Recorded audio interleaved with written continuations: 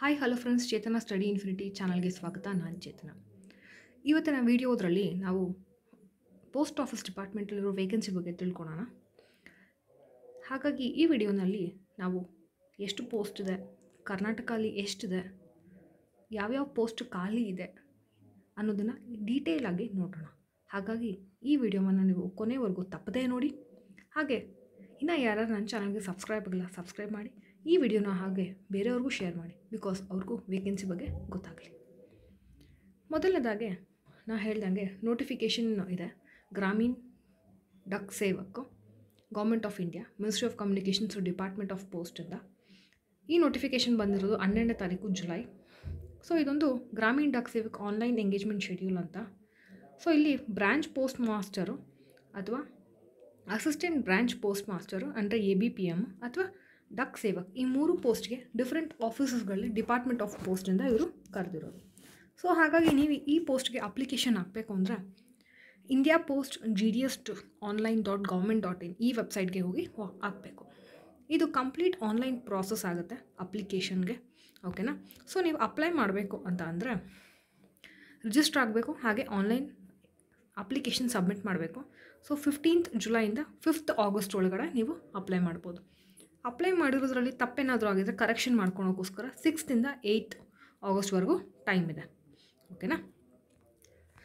So ಹಾಗಾಗಿ job profile ಏನಿರುತ್ತೆ branch post ಮಾಸ್ಟರ್ದು ಅಂತ ಅಂದರೆ, ಅವರು ಪೋಸ್ಟಲ್ ಆಪ್ರೇಷನಲ್ಲಿ ಬ್ರಾಂಚಲ್ಲಿ ಇರುವಂಥ ಪೋಸ್ಟಿಂದು ಡೇ ಟು ಡೇ ಆಪ್ರೇಷನ್ಸ್ನ ರನ್ ಮಾಡಬೇಕಾಗತ್ತೆ, ಓಕೆನಾ. ಹಾಗೆ ಪೋಸ್ಟ್ ಆಫೀಸ್ದಲ್ಲಿ ಯಾವುದಾದ್ರೂ ಸ್ಕೀಮ್ ಇದೆ, ಪ್ರಾಡಕ್ಟ್ಸ್ ಇದ್ದರೆ ಅದನ್ನು ಅವರು ಸರ್ವಿಸ್ ಮೂಲಕ ಹೇಳಬೇಕು ಜನಕ್ಕೆ, ಕಸ್ಟಮರ್ ಸರ್ವಿಸ್ ಸೆಂಟರ್ ಮೂಲಕ. ಹಾಗೆ ಅವ್ರದ್ದು ಮೇಲ್ ಏನಾದರೂ ಇದ್ದರೆ, ಮೇಲ್ ಡೆಲಿವರಿ ಇದ್ದರೆ ಆ ಥರ ಕೆಲಸನೂ ಸಹ ಮಾಡಬೇಕಾಗತ್ತೆ, ಓಕೆ. ಹಾಗೆ ನಿಮ್ಮ ಸುಪೀರಿಯರ್ ಆಫೀಸರ್ಸ್ ಇದ್ದರೆ ಅವ್ರಿಗೂ ನೀವು ಅಸಿಸ್ಟ್ ಮಾಡಬೇಕಾಗತ್ತೆ. ಇನ್ನು ಅಸಿಸ್ಟೆಂಟ್ ಬ್ರಾಂಚ್ ಪೋಸ್ಟ್ ಮಾಸ್ಟರ್ ಅವ್ರದ್ದು ಜಾಬ್ ಪ್ರೊಫೈಲ್ ಏನು ಅಂದರೆ, ಅವರು stamp duty, stationery, delivery of mail, door ಸ್ಟೆಪ್ಗೆ ಡೆಲಿವರಿ ಮಾಡೋದು ಅವನ್ನೆಲ್ಲ ಮಾಡಬೇಕಾಗುತ್ತೆ. ಹಾಗೆ ಬ್ರಾಂಚ್ ಪೋಸ್ಟ್ ಮಾಸ್ಟರ್ಗೆ ನೀವು ಅಸಿಸ್ಟ್ ಮಾಡಬೇಕು, ಓಕೆ. ಹಾಗೆ ಅದ್ರ ಜೊತೆಗೆ ಮಾರ್ಕೆಟ್ ಮಾಡಬೇಕು ಪೋಸ್ಟ್ ಆಫೀಸಲ್ಲಿರುವಂಥ ಸ್ಕೀಮ್ಸ್ ಬಗ್ಗೆ, ಪ್ರಾಡಕ್ಟ್ಸ್ ಬಗ್ಗೆ. ಇನ್ನು ಡಕ್ ಸೇವಕ್ ಬಗ್ಗೆ, ಡಕ್ ಸೇವಕ್ದು ಆಲ್ಮೋಸ್ಟ್ ಸೇಮ್ ಪ್ರೊಫೈಲೇ ಇದೆ, ಓಕೆನಾ. ಇವರು ಸಾರ್ಟಿಂಗ್ ಆಫೀಸರ್ ಆಗಿ ರೈಲ್ವೆ ಮೇಲ್ ಸರ್ವಿಸಲ್ಲಿ ಕೆಲಸ ಮಾಡ್ತಾರೆ, ಓಕೆನಾ. ಹಾಗಾಗಿ ಇವ್ರದ್ದು dispatch of male bags, transmission of male bags ಅದರ ರಿಲೇಟೆಡ್ ಕೆಲಸ ಇರುತ್ತೆ, ಓಕೆ. ಇನ್ನು ಸ್ಯಾಲ್ರಿ ಎಷ್ಟು ಬರುತ್ತಪ್ಪ ಅಂತ ಅಂದ್ಕೊಂಡ್ರೆ, ಅವ್ರಿಗೆ ಏನು ಅಂದರೆ ಬ್ರಾಂಚ್ ಪೋಸ್ಟ್ ಮಾಸ್ಟರ್ ಆದರೆ 12,000 to 29,000. ಇನ್ನು ಅಸಿಸ್ಟೆಂಟ್ ಬ್ರಾಂಚ್ ಪೋಸ್ಟ್ ಮಾಸ್ಟರ್ ಅಥವಾ ಡಕ್ ಸೇವಕ್ ಆದರೆ ಅವ್ರಿಗೆ 10,000 to 24,000 ಅಂತ ಇರುತ್ತೆ. ಅವ್ರಿಗೆ ಇದು TRCA ಸ್ಲ್ಯಾಬ್ ಅಂತ ನೀವು ಇಲ್ಲಿ ನೋಡ್ಬೋದು. TRCA are also entitled to dearness allowance ಅಂತ ಬಂತೆ. ಗೌರ್ಮೆಂಟ್ ಆಫ್ ಇಂಡಿಯಾ ಟೈಮ್ಗೆ ಇನ್ಕ್ರೀಸ್ ಮಾಡ್ತಿರುತ್ತೆ. ಹಾಗಾಗಿ ಅವ್ರಿಗೆ ಸೋಷಿಯಲ್ ಸೆಕ್ಯೂರಿಟಿನೂ ಇರುತ್ತೆ, GDS ಗ್ರ್ಯಾಜುಟಿ ಇರುತ್ತೆ, ಓಕೆನಾ.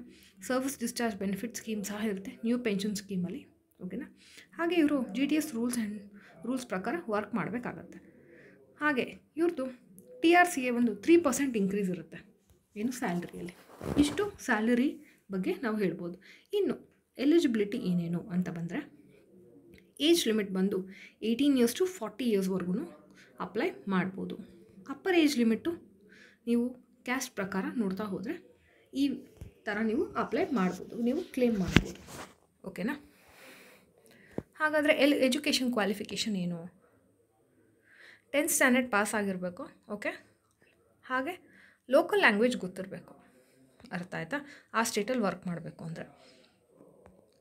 ಸೊ 10th ಸ್ಟ್ಯಾಂಡರ್ಡ್ ಪಾಸಾಗಿ ಅವರು ಲೋಕಲ್ ಲ್ಯಾಂಗ್ವೇಜ್ ಕಲ್ತಿದ್ರೆ ಸಾಕಾಗುತ್ತೆ. ಇನ್ನು ಅರುಣಾಚಲ್ ಪ್ರದೇಶ ಅಂಥ ರೀಜನ್ಗೆ ಸ್ವಲ್ಪ ಸ್ಪೆಷಲ್ ಕ್ವಾಲಿಫಿಕೇಷನ್ ಬರುತ್ತೆ. ಅದ್ರ ಜೊತೆಗೆ ಅವ್ರಿಗೆ ಕಂಪ್ಯೂಟರ್ ಗೊತ್ತಿರಬೇಕು, ಸೈಕಲ್ ಬಗ್ಗೆ ಗೊತ್ತಿರಬೇಕು. ಹಾಗೆ ಅವ್ರಿಗೆ ಅಪ್ಲೈ ಮಾಡೋದಕ್ಕೆ ಮುಂಚೆನೇ ಒಂದು ಸ್ವಲ್ಪ ಅವರು ಅಡಿಕ್ವೇಟ್ ಮೀನ್ಸ್ ಆಫ್ ಲೈವ್ಲಿಹುಡ್ ಇರಬೇಕು ಅವ್ರಿಗೆ, ಓಕೆನಾ. ಕಂಪ್ಲೀಟಾಗಿ ಈ ಜಾಬಲ್ಲಿ ಡಿಪೆಂಡ್ ಆಗಿರೋಂಗೆ ಇರಬಾರ್ದು, ಓಕೆ.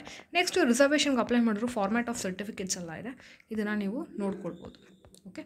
ಸೊ ಇಷ್ಟು ಆಗುತ್ತೆ. ಇನ್ನು ಸೆಲೆಕ್ಷನ್ ಹೇಗಾಗುತ್ತಪ್ಪ ಅಂತ ಬಂದರೆ, ನೀವು 10th standard exam marks score ಆಗಿದ್ದೀರಲ್ಲ, ನೀವು ಕ್ಯಾಟಗರಿ ಪ್ರಕಾರ ಯಾರು ಎಷ್ಟು ಸ್ಕೋರ್ ಮಾಡಿದ್ದಾರೆ, ಆ ರೀಜನಲ್ಲಿ ಎಷ್ಟು ವೇಕೆನ್ಸಿ ಇದೆ ಅನ್ನೋದ್ರ ಮೇಲೆ ಒಂದು ಮೆರಿಟ್ ಲಿಸ್ಟ್ ಮಾಡ್ತಾರೆ. ಆ ಮೆರಿಟ್ ಲಿಸ್ಟಲ್ಲಿ ನಿಮಗೆ ಮಾಡ್ತಾ ಹೋಗುತ್ತೆ, ಓಕೆನಾ. ಸೊ ಇಷ್ಟು ಅವ್ರಿಗೆ ಕೊಡೋದು. ಇನ್ನು ವೆಬ್ಸೈಟಿಗೆ ಬರೋಣ. GDS ಆನ್ಲೈನ್ ಎಂಗೇಜ್ಮೆಂಟ್ ಇದು ವೆಬ್ಸೈಟು, ಓಕೆನಾ. ಸೊ ಮೊದಲನೇ ಸ್ಟೆಪ್ಪು ರಿಜಿಸ್ಟ್ರೇಷನ್ಗೆ ಹೋಗಬೇಕು. ಆಮೇಲೆ ನೀವು ಅಪ್ಲೈ ಆನ್ಲೈನ್ ಮಾಡಿ ಫೀ ಪೇಮೆಂಟ್ಗೆ ಮಾಡ್ಬೋದು, ಓಕೆನಾ. ಸೊ ಇಲ್ಲಿ ನೀವು ನೋಡ್ಬೋದು, ಓಕೆನಾ. ಟೋಟಲ್ ಪೋಸ್ಟ್ ಬಂದು 44,228 ಇದೆ, ಓಕೆ. ಸೊ ಇದು ನಮ್ಮ ಕರ್ನಾಟಕ ಸರ್ಕಲ್ಲು, ಓಕೆ. ಸೊ ನಾವಿಲ್ಲಿ ಸೆಲೆಕ್ಟ್ ಮಾಡಬೇಕು ಕರ್ನಾಟಕದಲ್ಲಿ ಯಾವುದು. ಫಾರ್ ಎಕ್ಸಾಂಪಲ್ ನಾವು